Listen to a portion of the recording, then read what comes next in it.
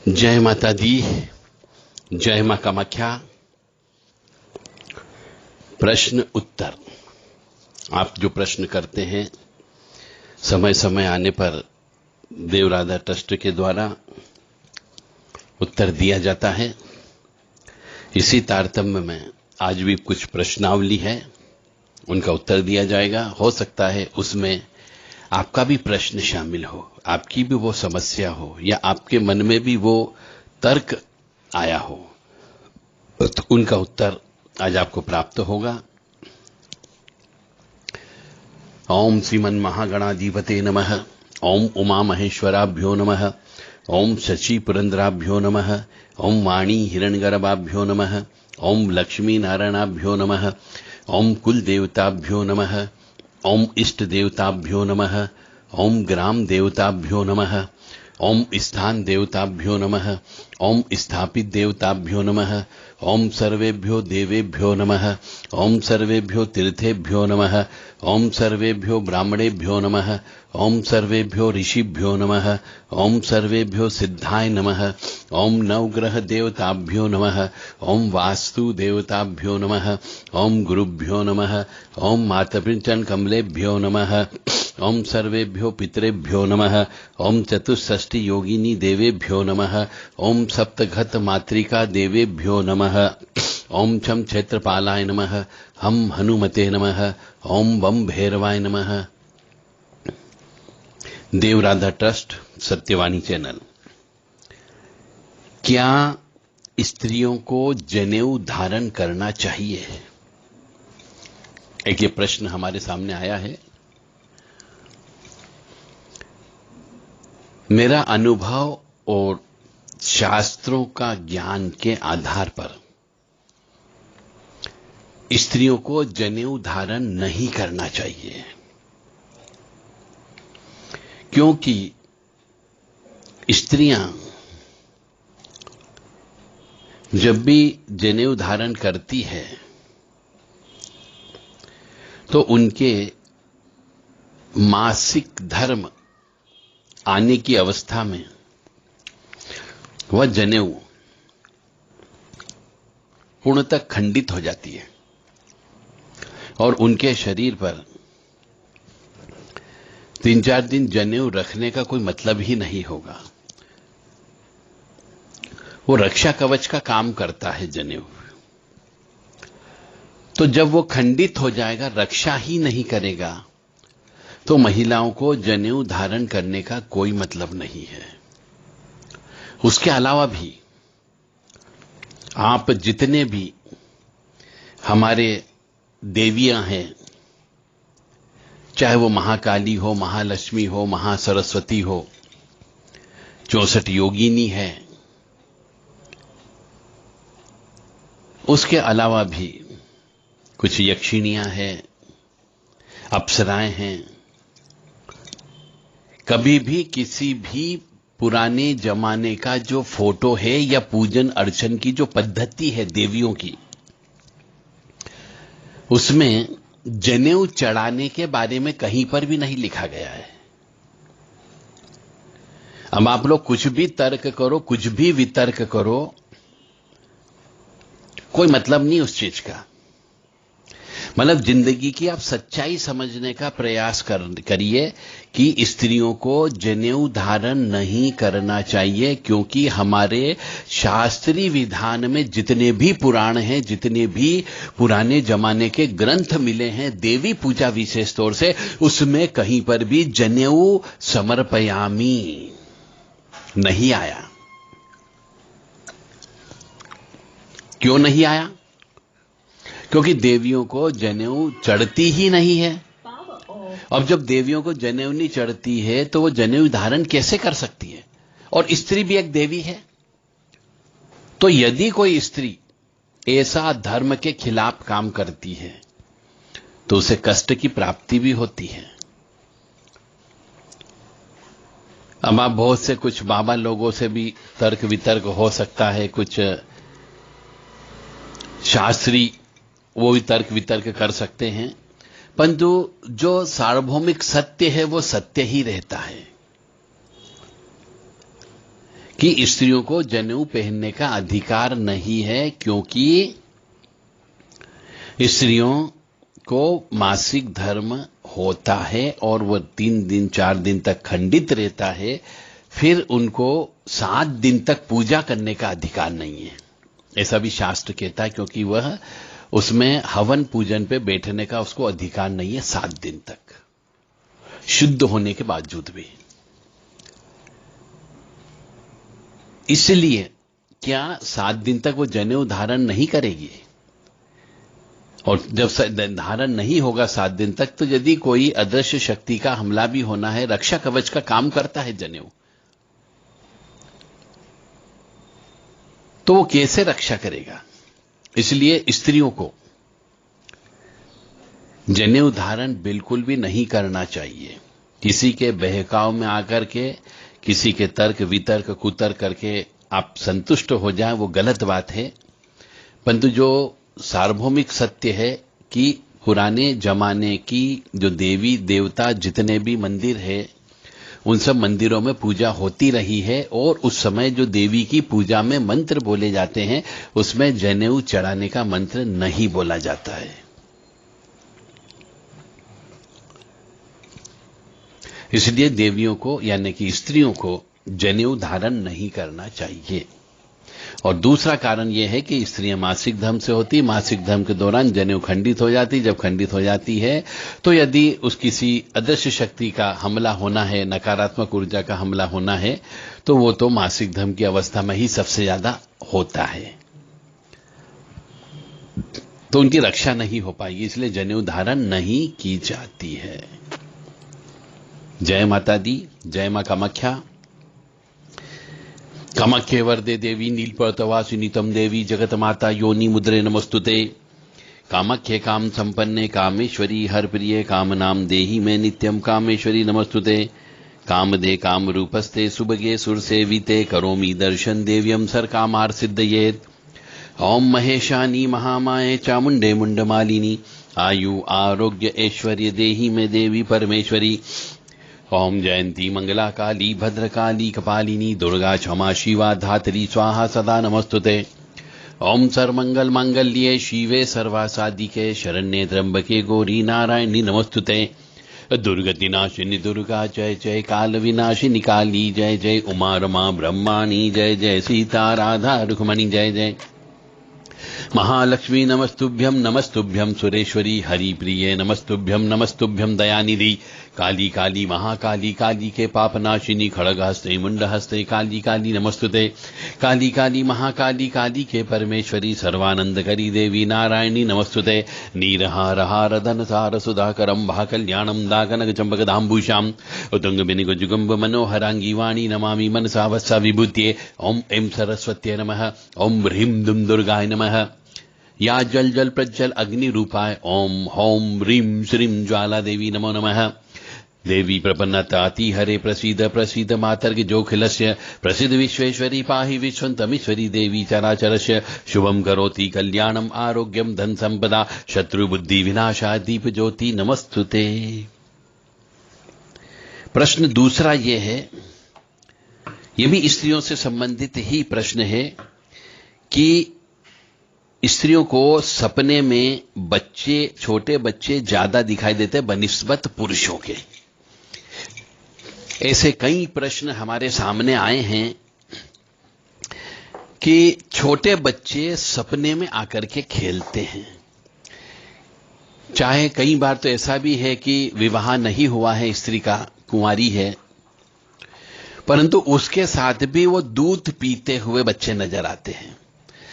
और कई बार बच्चे, शादीशुदा स्त्री को भी छोटे छोटे बच्चे जो 1 माह के होते हैं, 3 माह के होते हैं, 6 माह के होते हैं, दूध मुंह है बच्चे के लीजिए, वो चलते हुए खेलते हुए नजर आते हैं। तो इसका केवल एक ही संकेत होता है, और ये बच्चा दिखना अधिकांशतः 90% केसेस में केवल स्त्रियों के ऊपर ज्यादा असर होता है, पुरुषों के ऊपर कम होता है।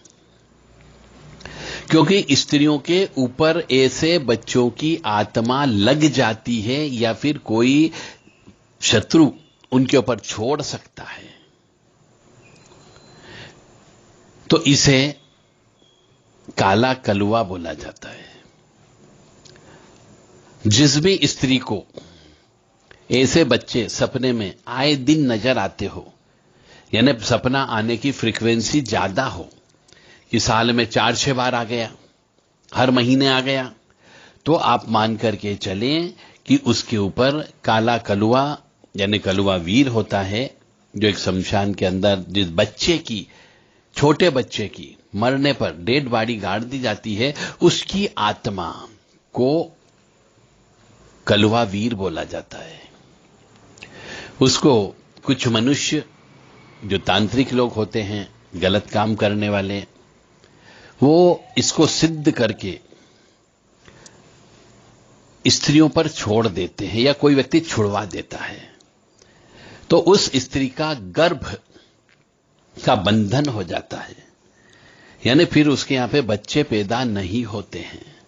कई बार तो बच्चे गर्भ में ही नहीं आते हैं, और कई बार बच्चे गर्भ में आ गए तो वो 3 महीने का, 4 महीने का, 5 महीने का, कभी कभी 6 महीने का होने पर गर्भ के अंदर बच्चा मर जाता है।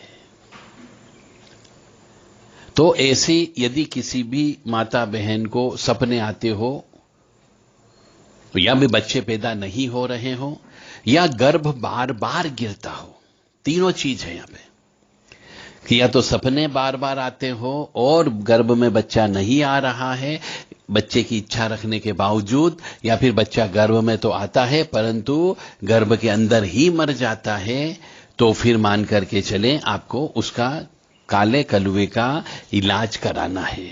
और आध्यात्मिक इलाज होता, डॉक्टरी इलाज आप कुछ भी करा लीजिए, आपको सफलता नहीं मिलेगी, यानी नहीं मिलेगी। बिल्कुल सत्य बात हम आपके सामने रखने, ताकि आपका पैसा बर्बाद न हो, समय बर्बाद न हो।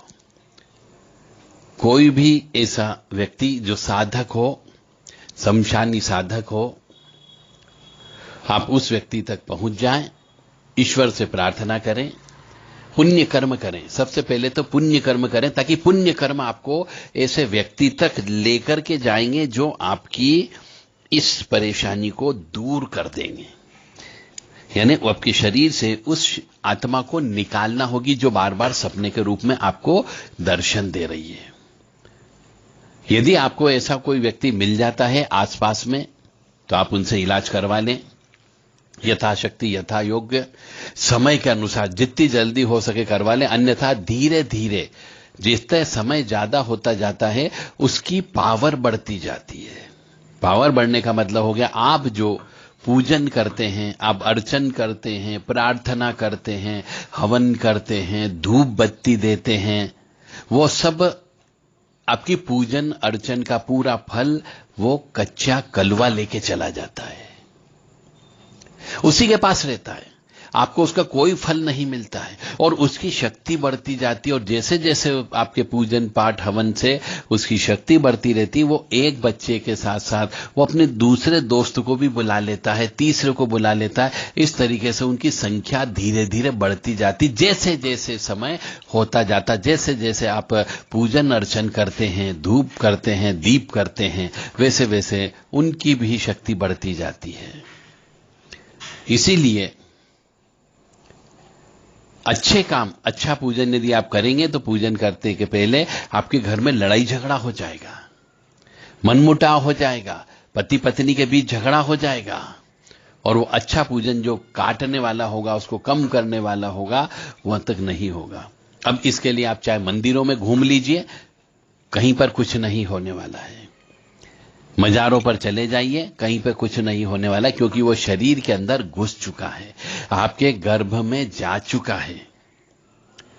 तो इसके लिए यदि आपको कोई निकलवाने वाला निकाल दे तो उससे निकलवा लीजिए। हो सकता है एक पूजा में यदि नहीं निकाल पाया तो दूसरी पूजा, तीसरी पूजा हो सकती है। अन्यथा आप हमारे पास देव राधा ट्रस्ट से संपर्क कर सकते हैं कि जिस किसी भी माता बहन को यदि गर्भ नहीं ठहर रहा है और सपने आते हो, कभी कभी तो ऐसा होता है कि माता बहनों को पिछले जन्म के कर्म का श्राप होता है, इस वजह से भी बच्चे उत्पन्न नहीं होते हैं। कई बार सर्प का श्राप होता है स्त्री को, तो बच्चे पैदा नहीं होते। और कई बार नाग महाराज का दोष होता है, नाग दोष बोला जाता है, तो भी बच्चे पैदा नहीं होते हैं।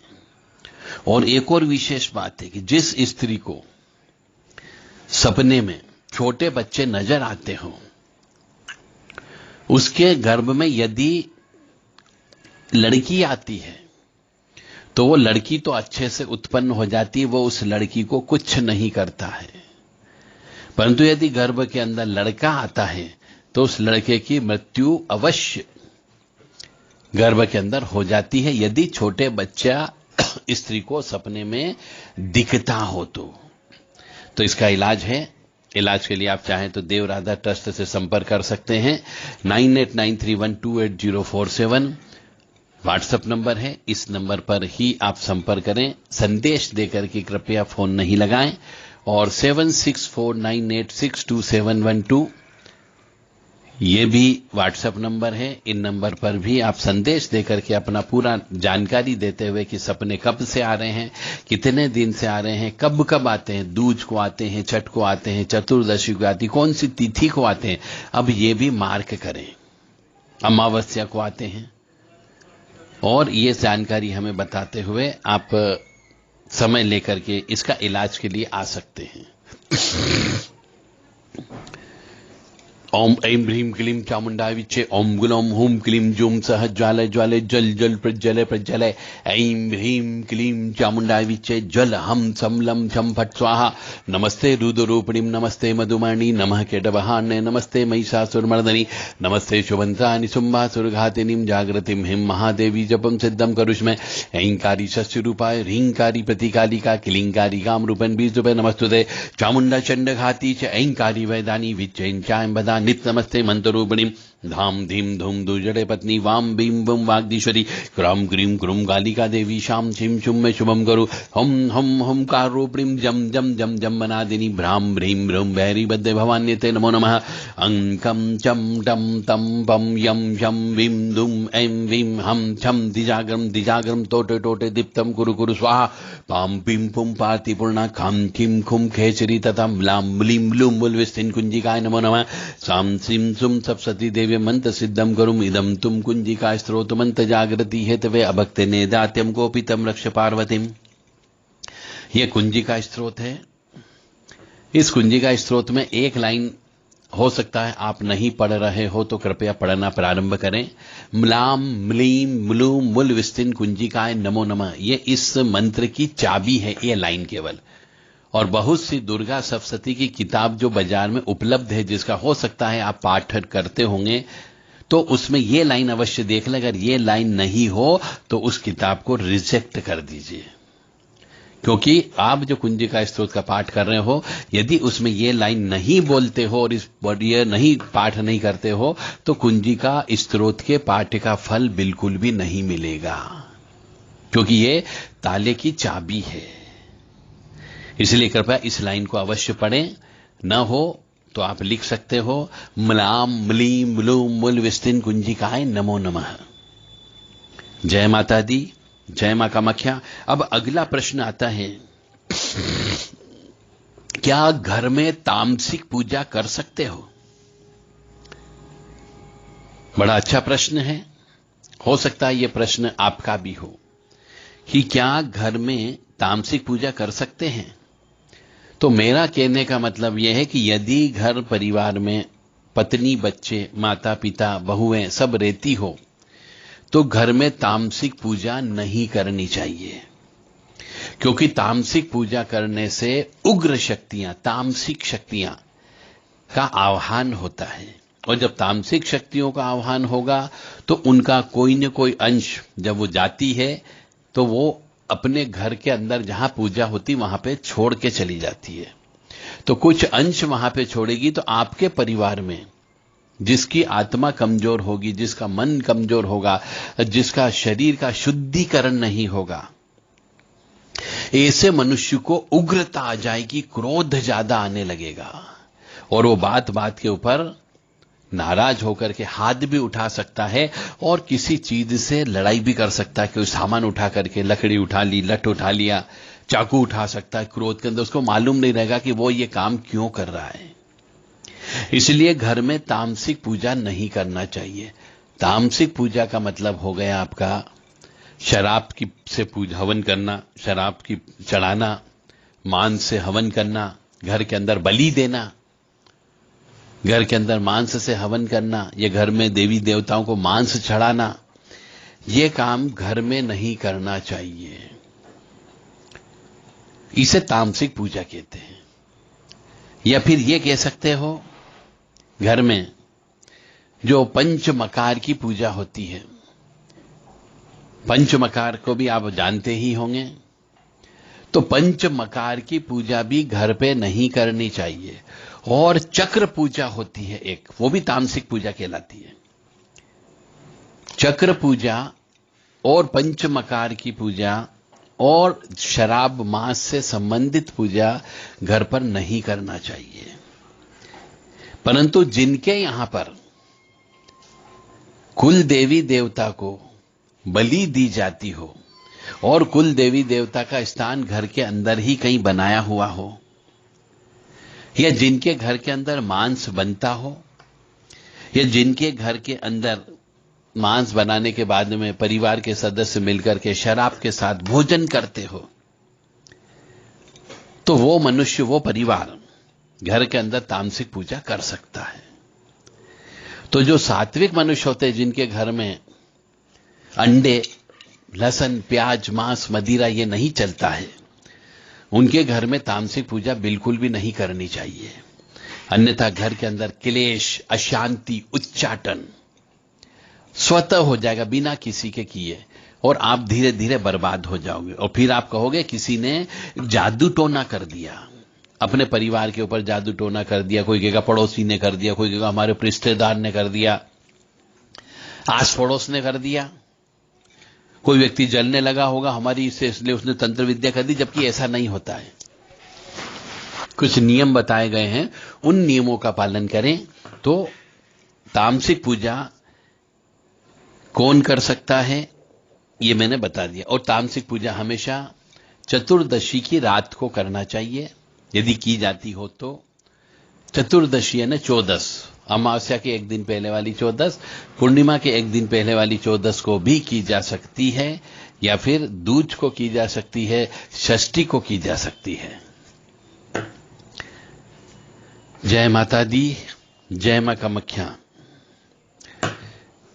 ओम भगरूपा जगन्माता षष्ठी स्थितिलयन्विता, ओम भगरूपा जगन्माता षष्ठी स्थितिलयन्विता, दश विद्या स्वरूपात्मा यो निर्मा पातु सर्वदा, कोणत्रय युक्ता देवी स्तुति निंदा विवर्जिता, जगदानंद संभूता यो निर्मा पातु सर्वदा, कात्रिकी कुंतल रूपम योन्योपरि सुशोभितम, मुक्ति मुक्ति प्रदा योनि यो निर्मा पातु सर्वदा, वीर रूपा शैलपुत्री मध्यस्थाने विराजिता, ब्रह्मा विष्णु शिव श्रेष्ठा यो निर्मा पातु सर्वदा, योनि मध्ये महाकाली चिद्रूपा सुशोभना, सुखदा मदनागारा यो निर्मा पातु सर्वदा, कल्याणादि योगिनी देवी योनि कोणेषु संस्थिता, मनोहरा दुःखलम्ब्या यो निर्मा पातु सर्वदा, सदा शिवो मेरु रूपे यो निर्मध्ये वस्ते सदा, केवल्यदा काम मुक्ता यो निर्मा पातु सर्वदा, सर्वदेव स्थिता योनि सर्वदेव प्रपूजिता, सर्वप्रसव करती तम यो निर्मा पातु सर्वदा, सर्वतीर्थमयी योनि योनि सर्वपाप प्रणाशिनी,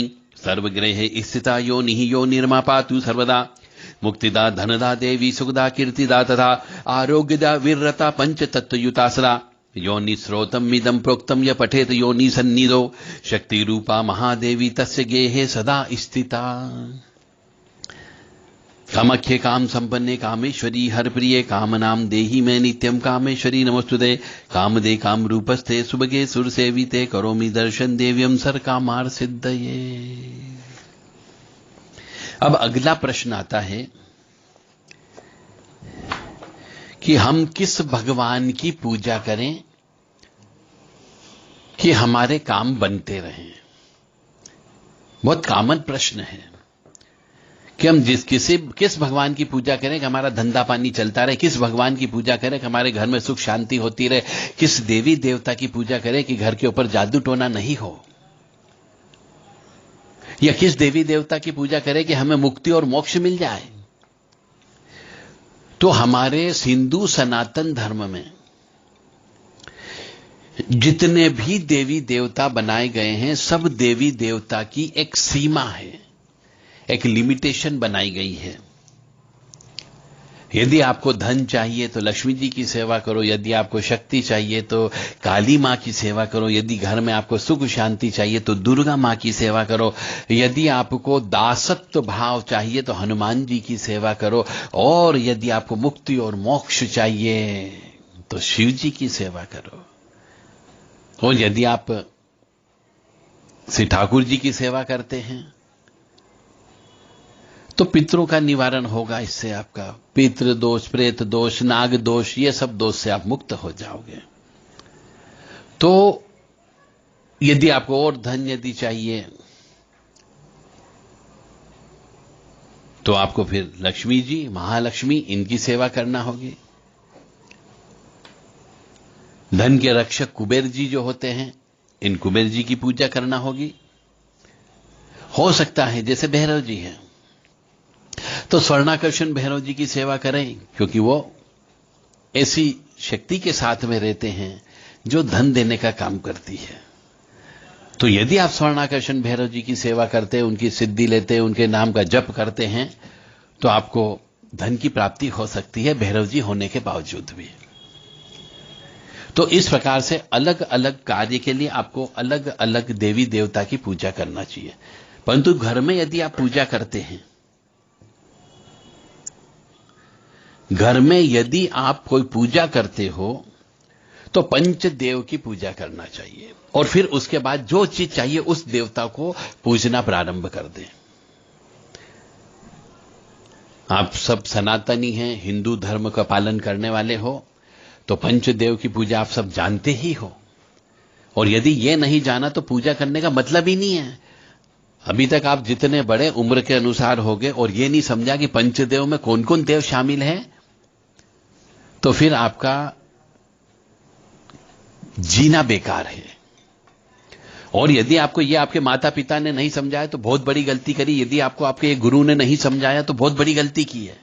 और यदि आपने आज तक नहीं समझा कि कौन है पंचदेव, तो भी आपने बहुत बड़ी गलती की अपने जिंदगी की। तो पंचदेव की आपको पूजा करना चाहिए। कोई गुरु अवश्य करो, ताकि उससे पूछो कि हमें पंचदेव की पूजा करना। उसके बाद अपने कुल देवी देवता की पूजा करें, इष्ट देवता की पूजा करें, जिससे आपको जो चीज चाहिए। तो इस प्रकार से अपनी इच्छा के अनुसार आपको जो चीज चाहिए उसका डिपार्टमेंट जिस शक्ति के पास हो। यदि आपको विद्या चाहिए तो सरस्वती मां की पूजा करिए। एकदम हायर स्टैंडर्ड पे मत जाइए कि आपको हमें सरस्वती की, हमें ज्ञान चाहिए, बुद्धि चाहिए, तो हमें बुद्ध की और सरस्वती की पूजा करना चाहिए। परंतु आपको कुछ कुछ लोग ऐसे महाज्ञानी मिल जाएंगे, गलत सलाह देने वाले, तो वो आपको कहेंगे सीधे आप तो मातंगी पे जाओ, मातंगी की सेवा करो। मातंगी 10 महाविद्या का एक अंग है। उसकी साधना, सिद्धि, प्रसन्न करने का तरीका अलग है, जिसके लिए आपको किसी गुरु के पास जाकर के सीखना होगा। तो इसलिए सीधे कभी भी बिना बुद्ध के, बिना गुरु के और बिना सरस्वती मां की जप तप और हवन पूजन करने के बाद ही आप मातंगी मां तक की पूजा आप कर सकते हो। यह स्टेप है उस तक जाने की। और आपने इन तीनों को छोड़ दिया, यानी बृहस्पति जी को छोड़ दिया, बुद्ध को छोड़ दिया, सरस्वती माता को छोड़ दिया, और सीधे आप मातंगी मां के पास चले जाते हो, उनकी सेवा करने लगते हो, तो आपको कई पापड़ बेलना पड़ेंगे, कई परीक्षा होगी जिसमें आप फेल हो जाओगे। और फिर आप गलती किसको दोगे? तो मत लगाओगे कि साहब उनने गलत मंत्र दे दिया, उनने पूरा विधान नहीं बताया। गलती आपकी है कि आपने पहले जो नियम बनाया कि स्टेप बाय स्टेप, एकदम आप 5 सीढ़ियां ऊपर नहीं चढ़ सकते, या एकदम कूद करके आप सीधे अपने फर्स्ट फ्लोर पे नहीं जा सकते। आपको सीढ़ियों से होकर के ही जाना होगा, और सीढ़ियों से होकर के जाएंगे तो स्टेप बाय स्टेप आपको ऊपर चढ़ना होगा। अगर आपने कभी कभी एक स्टेप छोड़ करके दूसरे स्टेप पर जाने की कोशिश की, 2 स्टेप एक साथ पहुंचने की कोशिश की, तो गिर भी सकते हैं, दांत भी टूट सकता है, खून भी निकल सकता है। इसलिए स्टेप बाय स्टेप आसानी से चढ़ें ताकि आप ऊपर तक आसानी से पहुंच जाएं और आपके लक्ष्य की पूर्ति हो सके। तो यदि आपको ज्ञान चाहिए तो आपको मातंगी मां के जाने के पहले बृहस्पति देव की पूजा करें, बुद्ध की पूजा करें, सरस्वती जी की पूजा करें, इनकी साधना करें। उसके बाद में जब ये पूर्ण हो जाए तब आप मां मातंगी के साधना के लिए प्रवृत्त हो सकते हो। और 10 महाविद्या की साधना जब भी करें, चाहे वो काली मां की करो, तारा देवी की करें, षोडशी देवी की करें, या फिर बगलामुखी की करें, मातंगी देवी की करें, भुवनेश्वरी देवी की करें, कमलात्मिका देवी की करें, धूमावती मां की करें, भैरवी, पाताल भैरवी, शमशान भैरवी, इनकी करें, तो इन सबके लिए आपको गुरु से मंत्र लेना अत्यंत आवश्यक है। तभी इनके मंत्रों का जप किया जाना चाहिए, हवन किया जाना चाहिए, अन्यथा फल बिल्कुल भी नहीं मिलता है। वह हवन जो उनके लिए दिया गया बिना गुरु के वो ब्रह्मांड में घूमता है। इसीलिए हिंदू सनातन धर्म में जो बच्चे को जनेऊ धारण कराया जाता है, जनेऊ संस्कार होता है, तो बच्चे को ही कराया जाता है, बच्चियों को नहीं कराया जाता है।